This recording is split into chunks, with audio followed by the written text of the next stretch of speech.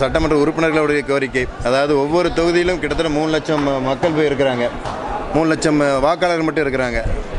3 லட்சம் வாக்காளர்கள் வந்து பார்த்திங்கன்னா ஒரு பகுதியில் இல்லை. இது ஏற்கனவே நீங்களே கேள்விப்பட்டிருக்கீங்க. பத்திரிகை நண்பர்கள், உங்களுக்கு தெரியாத விஷயம் கிடையாது. எங்கள் ஏரியாவில் எம்எல்ஏவே வர்றதில்லை, எங்கேயாவது சட்டமன்ற உறுப்பினர் பார்த்ததே எல்லாம் சொல்லக்கூடிய சூழ்நிலையில் எதனால் வருது?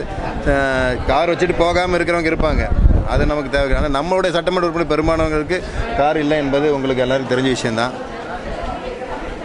அவங்களுடைய இதுவும் சரி, நம்மளுடைய சட்டமன்றத்திலேயே கோரிக்கை வைத்திருந்த விசிகா உறுப்பினர், சட்டமன்ற உறுப்பினர் கோரிக்கை வச்சுருந்தாங்க, முதலமைச்சர்கிட்ட கோரிக்கை வச்சுருந்தாங்க. சார் எங்களுக்கு கார் இல்லை போகிறக்கு அதுன்னு சொல்லி கேட்டிருந்தார்.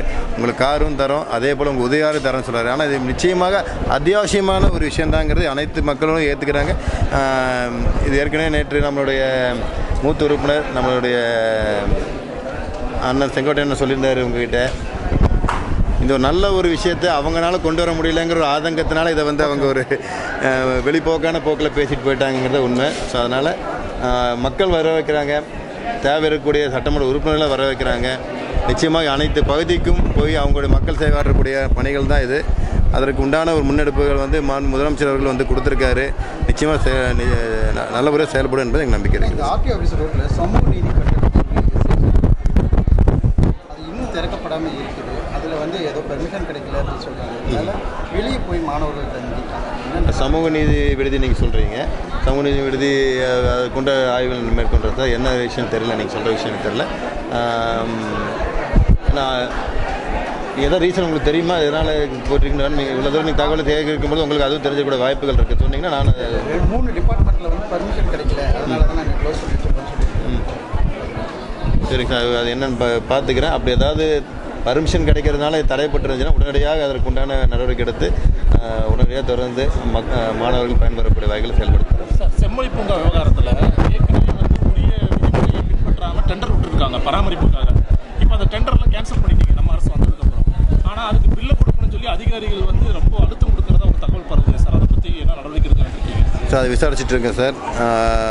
அதிகாரி சம்மந்தப்பட்ட அதிகாரிகள் விசாரிச்சுக்கிட்டு இருக்கிறோம். இன்னும் இது மட்டும் இல்லை, உங்களுக்கு இது பல டெண்டர்களையும் வந்து டெண்டருக்கு முன்னாடியே வேலையை கொடுத்துட்டு அதுக்கப்புறம் வந்து டெண்டருங்கிற பேரில் வந்து அவங்க பணங்கள் செட்டில்மெண்ட் பண்ணக்கூடிய விஷயங்கள் இதுக்கு முன்னே இருந்தக்கூடிய துறையை சேர்ந்த அதிகாரிகள் எல்லாமே இது ஒரு நடைமுறையாக பண்ணிகிட்டு இருந்திருக்காங்க. அது நம்முடைய முதலமைச்சர் அவர்கள் வந்த பிறகு நம்முடைய துறை சார்ந்த அமைச்சர்களுடைய அறிவுறுத்தல்படி ஸ்ட்ரிக்டான ஒரு நடவடிக்கையின் பேரில் அதை முற்றிலுமாக இப்போ நிறுத்தியிருக்கிறோம். இனி வரும் காலங்கள் அதை போன்ற செயல்பாடு இருக்காது. இப்போ கொடுத்துருக்க உண்டான நடவடிக்கை என்னங்கிறது அதுக்குண்டான சம்மந்தப்பட்ட அதிகாரிகளிடம் நம்ம ஆலோசித்து செயல்படுத்துகிறோம். கோவை மாவட்ட ஆட்சிக்கு வந்ததுக்கப்புறம் இன்னும் ஜீரணிக்க முடியாமல் பல்வேறு உளறிட்டே இருக்காங்க. நீங்களே சொல்லிட்டீங்களா? அதுதான் ஜீரணிக்க முடியல, நீங்களே சொல்லிட்டீங்க. இது விமர்சனம் தான், என்ன சொல்கிறேன், நீங்களே பதிலே சொல்லிட்டீங்க. ரொம்ப நன்றி சார். Sir, thanks. கோவை மாவட்ட பொறுப்பு அமைச்சராக உங்களுடைய குரல் வந்து சட்டப்பேரவையில் ஒலிக்கிறதுக்கு என்னென்ன கருத்துக்கள் சொல்லலான்னு இருக்கீங்க சார்? அதாவது ஏற்கனவே நம்மளுடைய மாவட்டம், நம்முடைய கோவை மாவட்டம் வந்து பார்த்தீங்கன்னா ஒரு அடிப்படையான ஒரு மூலதன பொருட்கள் இங்கே இல்லாத பொழுதும் கூட அனைத்து துறைகளிலும் இன்றைக்கு கோவை மாவட்டம் சிறந்து விளங்கியிருக்குன்னா மக்களோட உழைப்பு தான் முக்கியமான காரணம். அந்த மக்களின் உழைப்பினால தான் இன்றைக்கி பல்வேறு துறைகளில் கோவை மாவட்டம் சிறந்து விளங்கிட்டு இருக்குது. அந்த மக்களுக்கு உண்டான குரலாக நிச்சயமாக நாங்கள் என்றைக்குமே இருப்போம். கோவை மாவட்டத்தில் பொறுப்பு அமைச்சுன்ற முறையில் அந்த மக்களுக்கு இனி வரக்கூடிய கல்வி மட்டும் இல்லை, கல்வி பொருளாதாரத்துலேயும் சரி நல்ல சிறந்து விளங்கக்கூடிய இன்றைக்கி இந்தியாவில் வந்து கோவை மாவட்டம் வந்து மிகப்பெரிய ஒரு பங்களிப்பை கொடுத்துட்டு இருக்குது. நம்முடைய தொழில்துறையில் சரி ரொம்ப சிறப்பான முறையில் இருக்குது. அது மென்மேலும் உயர்த்துக்குண்டான அனைத்து வேலைகளும் செய்வேன். அதுக்குண்டான கோவை மாவட்டத்தில் இருக்கக்கூடிய மக்களுக்கு உண்டான வேலைவாய்ப்பும் சரி, புதிய தொழில் தொடங்குறதுக்கும் சரி, சிறு குறு தொழில் செய்கிறதுக்கும் சரி, அவங்களுக்கு உண்டான பயிற்சிகளும் முன்னெடுப்புக்கு வரக்கூடிய அனைத்து இளைஞர்களுக்குமே புதிய தொழில் தொடங்குறதுக்குண்டான அனைத்து முயற்சிகளும் நமது அரசாங்கம் அவங்களுக்கு செய்யுங்க என்பதை தெரிவிச்சுக்கிறேன். மாவட்ட பொறுப்பு அமைச்சர் முறையில் அனைத்து விதத்திலும் நான் வந்து உறுதுணையாக இருப்பேன். கோவை மாவட்டத்தில் இன்னும் பல உயரத்துக்கு கொண்டு செல்வது நமது முதலமைச்சரின் ஒரு லட்சியமாக இருக்கும். அதில் என்னுடைய பங்களிக்கும் இருக்கும் என்பதை நிறைய தெரிவிச்சுக்கிறேன். அண்ணாமலை பேசும்போது கமிஷனர் மினிஸ்டர்ஸ் இருக்காங்க, நான் வெளியிட போகிறேன் அப்படிங்கிற மாதிரி கமிஷன் வாங்குறாங்க. வெளியிடுறது நல்லது தானே, அது வெளியிட்டுமே தெரிஞ்சுக்கலாம். அது அப்படி ஏதாவது உண்மையாக இருந்தால் அதுக்குண்டான நடவடிக்கை முதலமைச்சரே எடுப்பார். தப்பு யார் செஞ்சாலும் எடுப்பார். அதில் பாரபட்சம் எதுலையுமே இருக்காதுங்க. உண்மை இருந்தால் குறை சொல்லுங்கள். நம்ம அதை பற்றி எந்த ஒரு விஷயங்களும் நம்முடைய முதலமைச்சர் சொல்கிறது போல் தப்பு செய்ய மாட்டோம். தப்பு செய்கிறவங்களும் விடமாட்டோம், தப்பு செஞ்சவங்களும் விடமாட்டோம் என்பது வெறும் பேச்சளவுக்கு இருக்காது. செயல்முறையில் செயல்படுத்தக்கூடிய முதலமைச்சர் நமக்கு கிடச்சிருக்காரு. அதனால் வந்து எந்த ஒரு விஷயமும் எங்களுக்கு ஒரு மறைமுகமான விஷயம் முதலமைச்சர்கிட்ட எதுவுமே கிடையாது. வெளிப்படைத்தன்மை தான். ஏற்கனவே சொன்னது தான் செய்வோம், செய்யக்கூடிய விஷயங்களை தான் சொல்லுவோம் என்று சொல்லக்கூடிய முதலமைச்சர் நமக்கு கிடச்சிருக்காரு. நிச்சயமாக நல்லதே நடக்கும் என்று தெரிவிச்சுக்கிறேன் சார். தேங்க்யூ.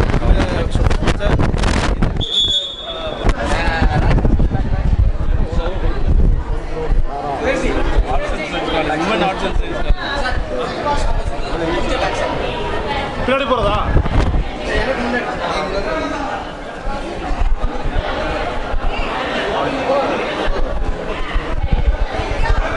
இன்று 5வது தென்மண்டல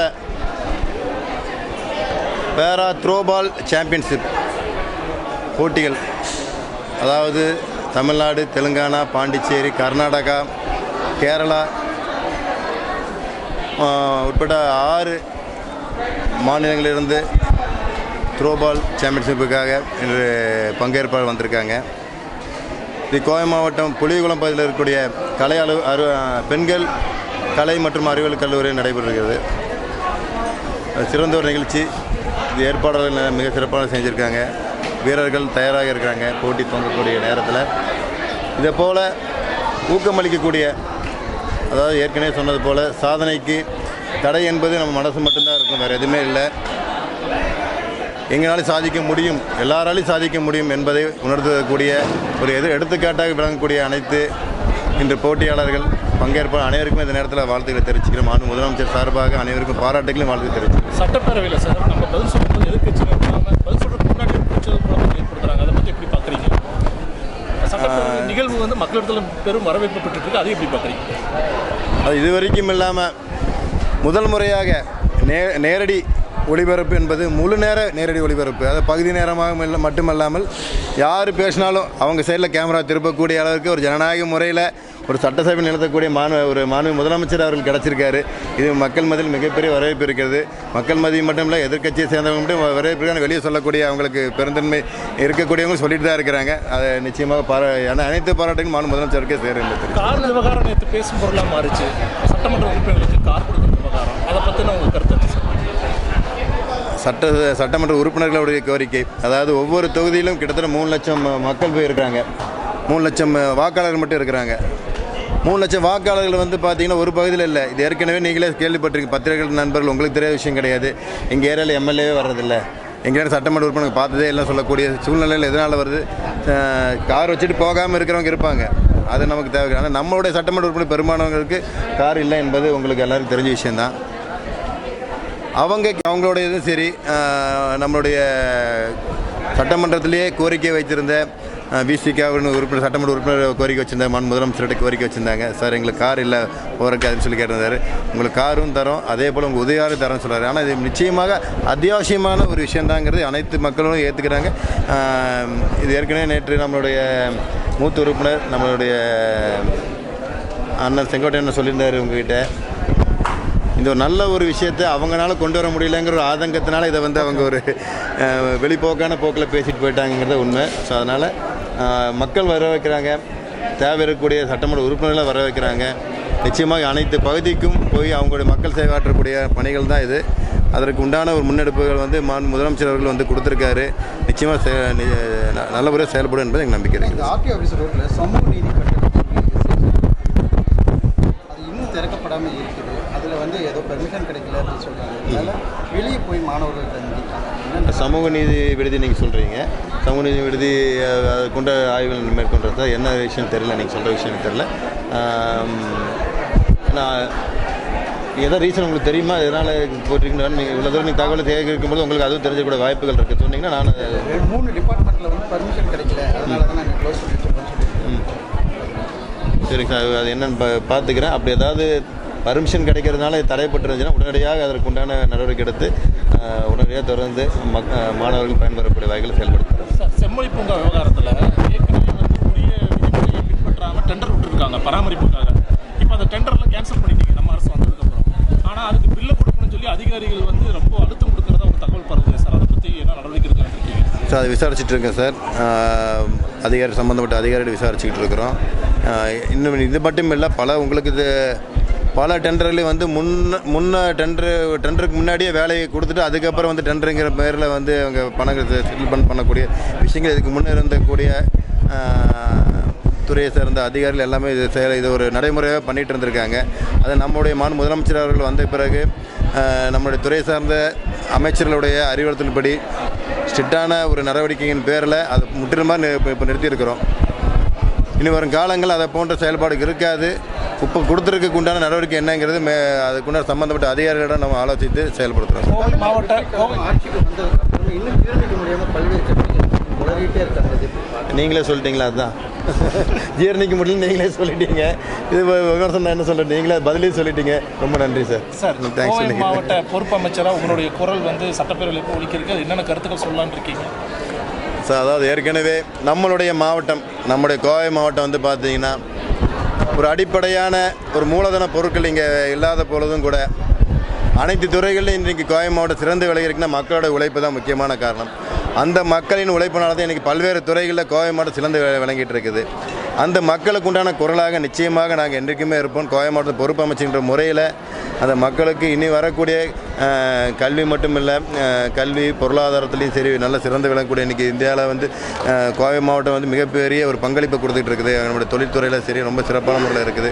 அது மென்மேலும் உயர்த்துக்குண்டான அனைத்து வேலைகளும் செய்வேன். அதுக்குண்டான கோவை மாவட்டத்தில் இருக்கக்கூடிய மக்களுக்கு உண்டான வேலைவாய்ப்பும் சரி, புதிய புதிய தொழில் தொடங்குறதுக்கும் சரி, சிறு குறு தொழில் செய்கிறதுக்கும் சரி, அவங்களுக்கு உண்டான பயிற்சிகளும் முன்னெடுப்புக்கு வரக்கூடிய அனைத்து இளைஞர்களுக்குமே புதிய தொழில் தொடங்குறதுக்குண்டான அனைத்து முயற்சிகளும் நமது அரசாங்கம் அவங்களுக்கு செய்யுங்க என்பதை தெரிவிச்சுக்கிறேன். மாவட்ட பொறுப்பு அமைச்சர் முறையில் அனைத்து விதத்திலும் நான் வந்து உறுதுணையாக இருப்பேன்.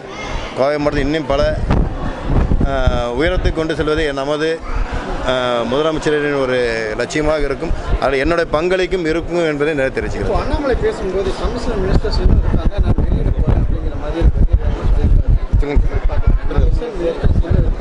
கமிஷன் வாங்குறாங்க.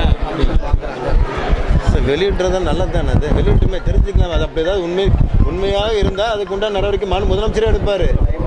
தப்பு யார் செஞ்சாலும் எடுப்பார். அதில் பாரபட்சம் எதுலையுமே இருக்காதுங்க. உண்மை இருந்தால் குறை சொல்லுங்கள். நம்ம அதை பற்றி எந்த ஒரு விஷயங்களும் நம்முடைய முதலமைச்சர் சொல்கிறது போல் தப்பு செய்ய மாட்டோம், தப்பு செய்கிறவங்களை விட மாட்டோம், தப்பு செஞ்சவங்களை விட மாட்டோம் என்பது வெறும் பேச்சாளருக்கு இருக்காது. செயல்முறையில் செயல்படுத்தக்கூடிய முதலமைச்சர் நமக்கு கிடச்சிருக்காரு. அதனால் வந்து எந்த ஒரு விஷயமும் எங்களுக்கு ஒரு மறைமுகமான விஷயம் முதலமைச்சர்கிட்ட எதுவுமே கிடையாது. வெளிப்படைத்தன்மை தான்.